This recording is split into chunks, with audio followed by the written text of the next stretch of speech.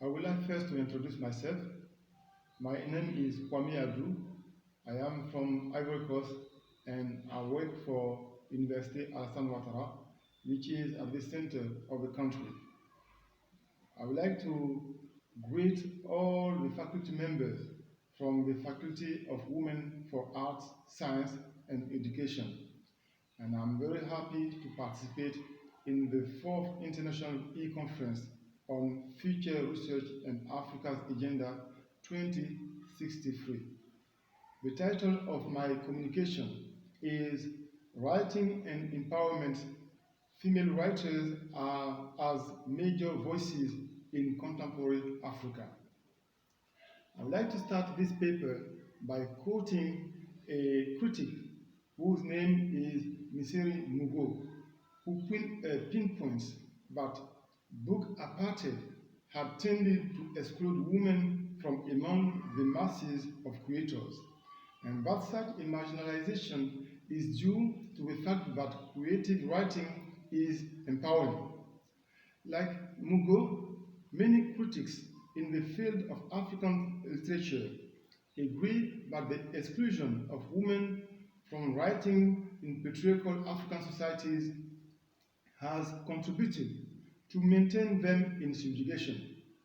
Thus, their invisibility and their voicelessness in the early period of African literature are neither fortuitous nor unexplainable. By way of illustration, Bushi Emechita recounts her experience in her autobiography, Head Above Water, in which she stated that her husband burned the manuscript of her novel, The Bride Price, instead of encouraging and helping her to get it published. As understood by this female writer from Nigeria, this is undoubtedly due to the fact that the world, especially the African world, still regards serious writing as a masculine preserve. Consequently, the few women like Bushi Emechita, Flora Nwapa from Nigeria, Grace Okot from Kenya, Mariam Abba from Senegal, Amarata Edu from Ghana, and others who were challenging gender hierarchies through writing were oppressed in one way or another.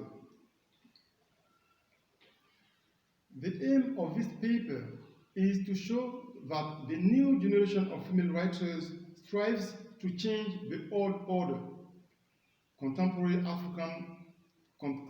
Africa witnesses the emergence of female writers who assert themselves as writers and own their rights as equal citizens to men.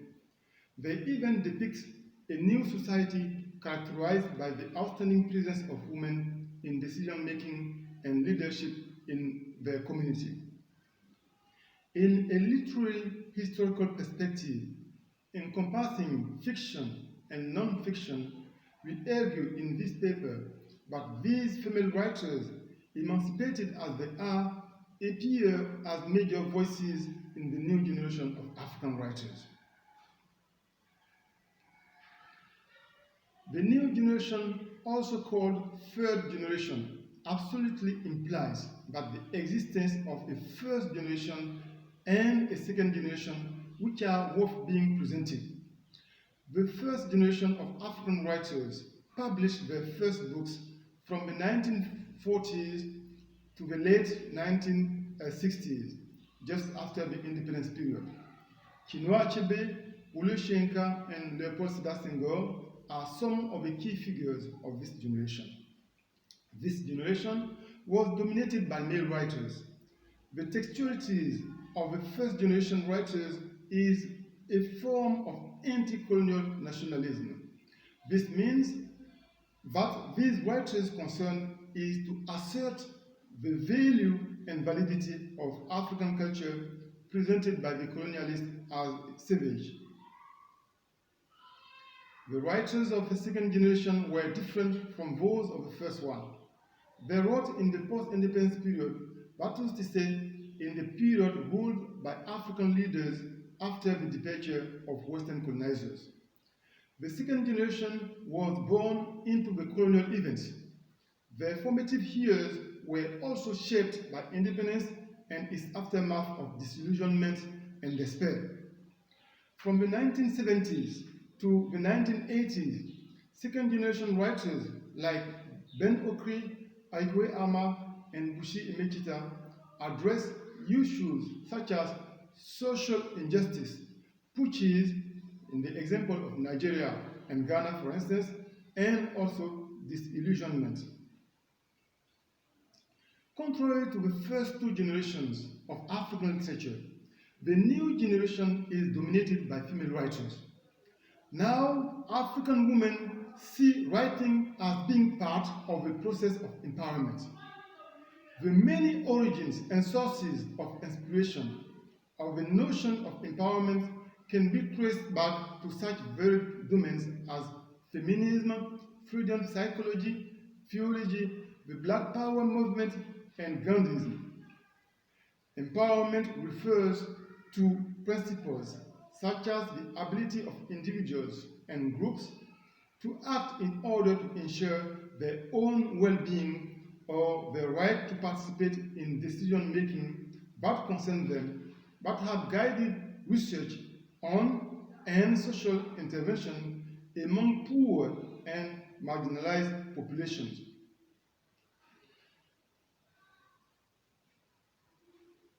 Mariam Mamba, a writer from Senegal, said that writing appears as a means to fight against all sorts of discrimination against women. She stated in an interview, "We cannot go forward without culture, without saying that we believe, without communicating with others, without making people think about things. Books are a weapon, a peaceful weapon perhaps, but they are a weapon." So Mariam Mamba presented the process of writing as being part of the process of empowerment. She insisted on women taking charge of their destiny in order to disrupt the patriarchal establishment and predestined hierarchies.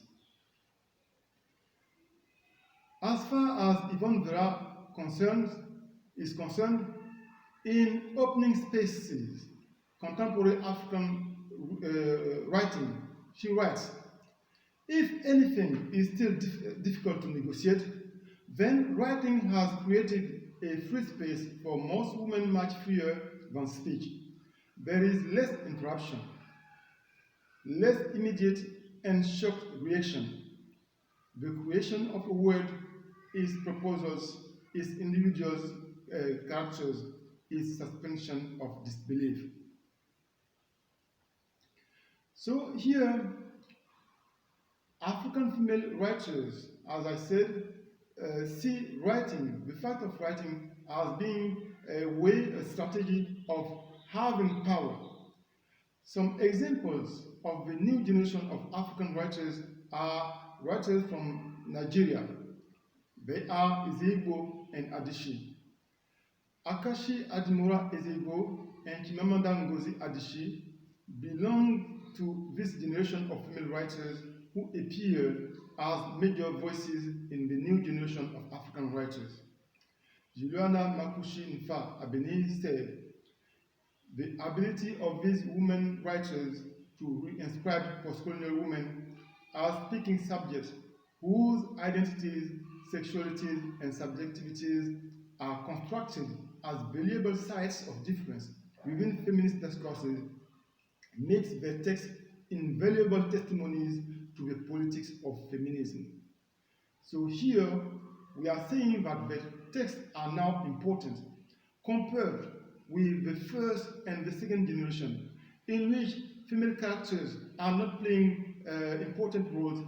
In books by third generation writers, women are playing leadership roles. I would like to conclude this communication by saying that all things considered, we may say that female writers represent major voices in the new generation of African writers. Present and future research in African studies must take their writing into account. They are quite visible through the subversive perspective as far as gender issues are concerned. The revisionist perspective brings them to rewrite existing feminist and postcolonial theories.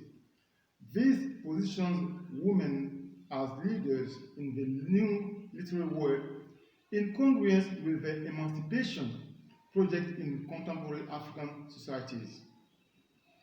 Thank you.